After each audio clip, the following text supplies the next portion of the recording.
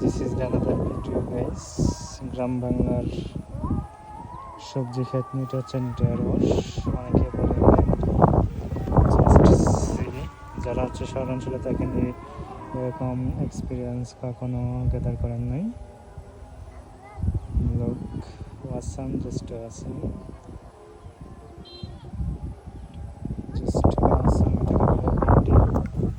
এখানে আরও আছে, যেমন যে এখানে যে ফুলটা দেখতে পাচ্ছেন, এটা হচ্ছে বাঙ্গি। আমরা যে বাঙ্গি নিয়ে ট্রল করি, সে বাঙ্গি ক্ষেত।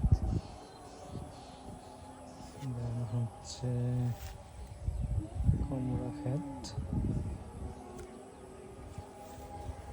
এটা হচ্ছে কুমড়া। কুমড়া এখনো ধরে নাই।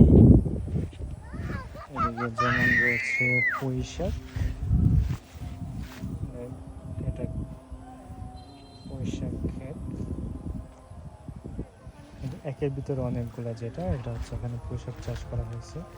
সো জাস্ট ইমাজিন, এভাবে ক্ষেত থেকে পুঁই শাক আপনি তুলে নিয়ে রান্না করে খাওয়ার যে স্বাদটা, সেটা জাস্ট ইমাজিন করেন কী স্বাদ লাগবে সেটাই।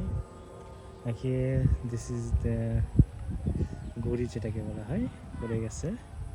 তো ওইদিকে আবার যে আংরার মধ্যে দেখতে পাচ্ছেন, সেটা হচ্ছে বটবুটি, বা অনেকে বলে, আমরা গ্রাম অঞ্চলে বলে হচ্ছে লদ্দুরি, শহরাঞ্চলে অনেকে বলে যে বটবুটি। ওইটা চাষ করা হয়েছে।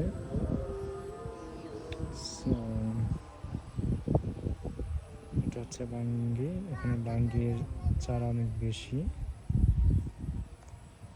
This is the imagine. এটাকে বলা হয় দনসা, গ্রাম অঞ্চলের ভাষায় বলা হয় দনসা।